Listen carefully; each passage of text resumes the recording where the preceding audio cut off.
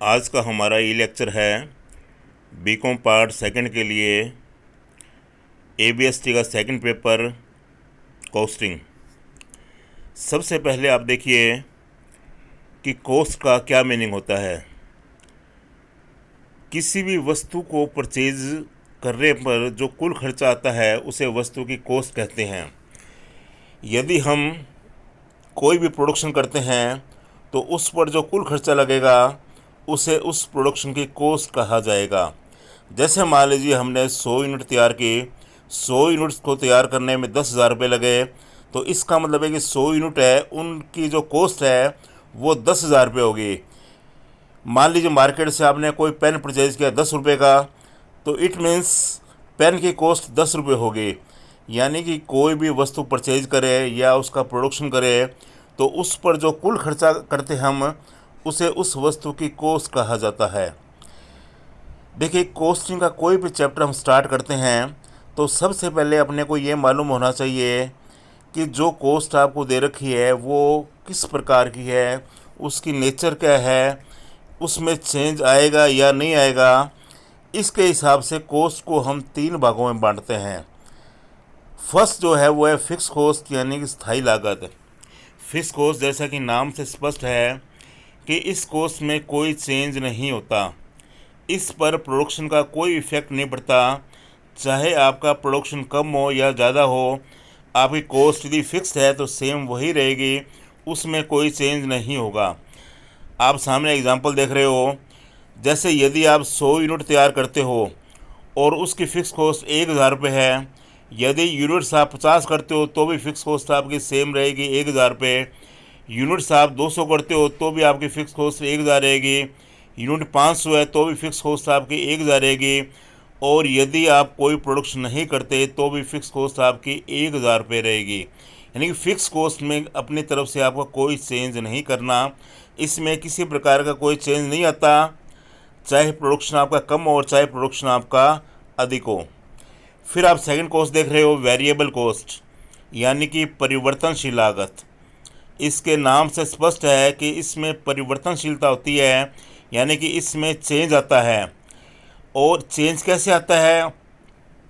ये कॉस्ट हमेशा उत्पादन के अनुपात में कम या अधिक होती है। यदि आपका उत्पादन बढ़ेगा तो कॉस्ट उसी रेशो में बढ़ जाएगी, और यदि आपका उत्पादन कम होता है तो ये जो कॉस्ट है वो उसी रेशो में कम हो जाएगी। इसमें अनुपात के हिसाब से अपना चेंज करते हैं जब तक कि प्रश्न में कोई आपको अलग से इंस्ट्रक्शन नहीं दे रखे हो। आप सामने देख रहे हो एग्जांपल कि यदि आप 100 यूनिट्स तैयार कर रहे हो, उसकी वेरिएबल कॉस्ट 1,000 रुपये है। यदि आप यूनिट 200 तैयार करोगे तो वेरिएबल कॉस्ट उसी रेशो में आपकी बढ़ जाएगी, यानी कि 200 रुपये हो जाएगी, 2,000 रुपये हो जाएगी। यदि प्रोडक्शन आपका होगा 500 यूनिट तो उसी रेशो में वेरिएबल कॉस्ट बढ़ेगी और कितनी हो जाएगी? 5,000 रुपये। यदि आपका प्रोडक्शन ज़ीरो होगा तो वेरिएबल कॉस्ट भी ज़ीरो होगी। इसको सिंपल रूप से ज्ञात करने का तरीका ये होता है कि आप वेरिएबल कॉस्ट पर यूनिट ज्ञात कर लीजिए और उसका यूनिट से मल्टीप्लाई कर दो। जैसे 100 की वेरिएबल कॉस्ट 1,000 रुपये है तो पर यूनिट कितनी होगी? 10 रुपये। तो 200 यूनिट कितनी होगी? 200 इंटू 10 यानी कि 2,000 रुपये। 500 यूनिट की जो वेरिएबल कॉस्ट होगी वो होगी 500 इंटू 10 यानी कि 5,000 रुपये। और यदि यूनिट्स आपकी जीरो है तो उसका 10 से गुणा करेंगे तो इसका मतलब वेरिएबल कॉस्ट आपकी क्या होगी? ज़ीरो ही होगी। यानी कि जैसे उत्पादन बढ़ेगा उसी रेशो में वेरिएबल कॉस्ट आपकी बढ़ जाएगी, और यदि उत्पादन कम होता है तो उसी रेशो में वेरिएबल कॉस्ट हमारी कम हो जाती है। अब आप देखिए नंबर 3, सेमी वेरिएबल कॉस्ट यानी कि अर्ध परिवर्तनशील लागत।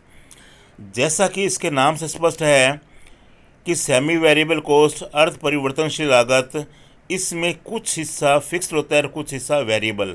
लेकिन आपको यहाँ पर ध्यान ये रखना है कि इसका नाम अर्ध परिवर्तनशील है, इसका मतलब ये नहीं है कि आधी कॉस्ट फिक्स होगी और आधी वेरिएबल होगी। बस ये होता है कि इस कॉस्ट का एक हिस्सा फिक्स्ड है और एक हिस्सा वेरिएबल है। कितना हिस्सा फिक्स्ड है और कितना वेरिएबल है ये आपको प्रश्न में दिया होगा। जितना प्रश्न में लिखा होगा उस हिसाब से आप फिक्स्ड और वेरिएबल को मानोगे। जो हिस्सा फिक्स्ड होगा सेम वही रहेगा, उसमें कोई चेंज नहीं आएगा, उत्पादन का उस पर कोई इफेक्ट नहीं पड़ेगा। लेकिन जो हिस्सा वेरिएबल होगा, यदि उत्पादन आपका बढ़ेगा तो सेमी वेरिएबल कॉस्ट उसी रेशो में बढ़ जाएगी, और यदि उत्पादन कम होता है तो सेमी वेरिएबल कॉस्ट उसी रेशो में कम हो जाएगी। आप सामने एग्जांपल देख रहे हो कि जैसे मान लीजिए आप 100 यूनिट तैयार कर रहे हो, उसकी सेमी वेरिएबल कॉस्ट है 1000 रुपया, और आपको ब्रैकेट्स में दे रखा 60% फिक्स्ड। इट मीन्स 1000 में 600 रुपये तो होंगे फिक्स। ध्यान रखिए ये कैसे कैलकुलेट कर रहेंगे अपने। 1000 में 60% यानी कि 600 रुपये फिक्स्ड हो गए। इट मीन्स 400 रुपये क्या हो गए वेरिएबल। 100 यूनिट पर 400 रुपये वेरिएबल है, और 1 यूनिट पर कितने हो गए 4 रुपये। अब ध्यान ये रखिए कि 600 रुपये तो फिक्स्ड, और वेरिएबल क्या है 4 रुपये 1 यूनिट के। इसी के अकॉर्डिंग आप आगे कैलकुलेशन करोगे। जैसे मान लीजिए आपने 200 यूनिट्स तैयार की है, तो 200 यूनिट में 600 रुपये तो फिक्स्ड हो गए, और वेरिएबल 4 रुपये के हिसाब से कितने हो गए 800। टोटल सेमी वेरिएबल कॉस्ट होगी अपनी 1400 रुपये। यदि 500 यूनिट्स आप तैयार कर रहे हो तो देखिए वही सेम तरीका, 600 रुपये तो होंगे फिक्स्ड, और जो वेरिएबल कॉस्ट होगी 4 रुपये के हिसाब से 500 का 4 से गुना करोगे 2000 रुपये, तो टोटल होगी 2600 रुपये। यानी कि जो हिस्सा फिक्स्ड है वो सेम वही रहेगा, और जो वेरिएबल है वो कम या अधिक होगा। यदि मान लीजिए आपने कोई प्रोडक्शन नहीं किया, यूनिट्स आपकी जीरो है, तो इसका मतलब फिक्स कॉस्ट 600 रुपये है, वेरिएबल कॉस्ट जीरो होगी, तो टोटल जो सेमी वेरिएबल कॉस्ट होगी वो होगी 600 रुपये। यानी कि मैंने आपको 3 प्रकार की कॉस्ट बताई है, फिक्स्ड, वेरिएबल और semi variable. Fix cost same वही रहती है, उसमें कोई चेंज नहीं होता। उत्पादन कम हो या अधिक हो, कॉस्ट आपकी सेम रहेगी। लेकिन वेरिएबल कॉस्ट है वो उत्पादन के अनुपात में परिवर्तित होती है।